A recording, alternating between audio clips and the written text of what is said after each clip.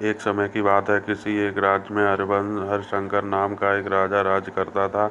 उस राजा के 3 बेटे थे। उसकी ख्वाहिश थी कि वह उसका सबसे काबिल बेटा उसकी राजगद्दी संभाले, लेकिन वह इस बात को लेकर संयम में था कि तीनों में से किसे वह अपना राजपाट सौंपे। एक दिन राजा को एक तरकीब सूझी।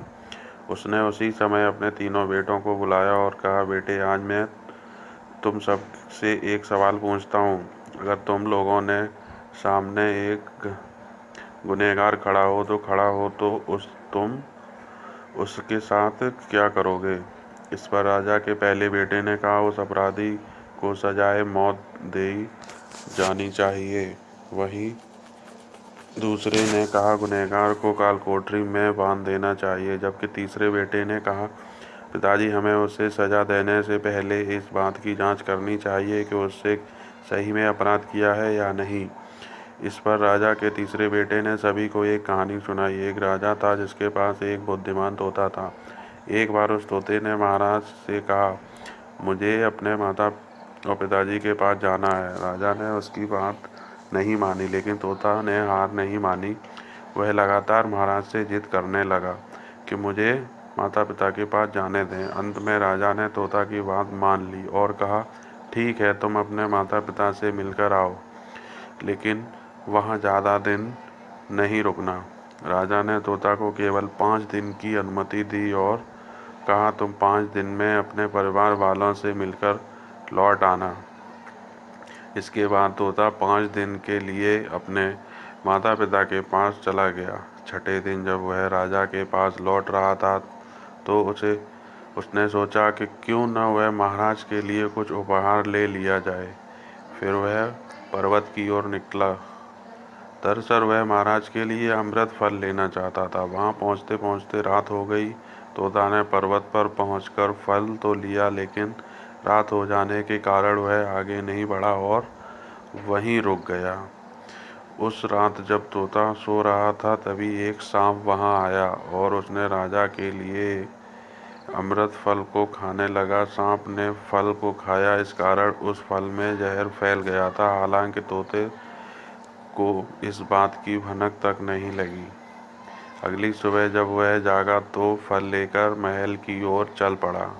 जब वह महल पहुंचा तो खुशी खुशी सीधे राजा के पास गया और कहा, महाराज, मैं आपके लिए अमृत फल लेकर आया हूँ।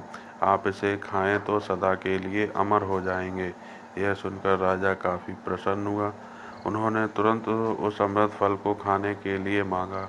इस पर एक मंत्री ने कहा, जरा रुकिए महाराज, आप इस फल को बिना जांच किए कैसे खा सकते हो? एक बार यह देख तो लीजिए कि तोता द्वारा लाया गया यह फल अमृत सही है या नहीं। राजा उस मंत्री की बात से सहमत हुआ और कहा कि तुरंत इस फल को एक कुत्ते को खिलाया जाए। राजा का आदेश पाकर सैनिक ने फल का एक टुकड़ा कुत्ते को खिलाया। फल खाते ही कुत्ते की मौत हो गई।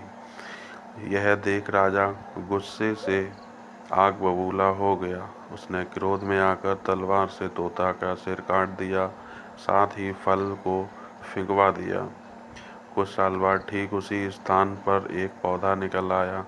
यह देख राजा को लगा कि यह उसी जहरीले फल का पौधा है। उसने सभी को आदेश दिया कि उस पेड़ का फल कोई नहीं खाएगा। कुछ दिन बाद एक वृद्ध व्यक्ति उस पेड़ के नीचे आराम करने के लिए रुका। उसे भूख भी काफी जोर से लगी थी। उसने उसी पेड़ से फल तोड़ा और खाने लगा। फल खाने के बाद वह बूढ़ा व्यक्ति एकदम से जवान हो गया।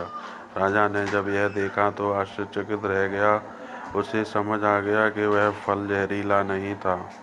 उससे बहुत बड़ी गलती हो गई। उसने बिना सच्चाई जाने तोता को मार दिया। उसे लेकर काफी पछतावा भी हुआ। उससे के लिए मन ही मन दुखी हुआ।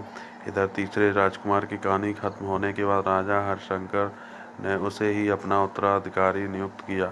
इसके बाद राज्य में जश्न मनाया गया।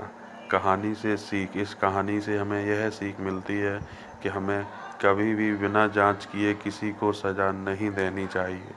दोस्तों, चैनल को सब्सक्राइब करें, वीडियो को शेयर करें।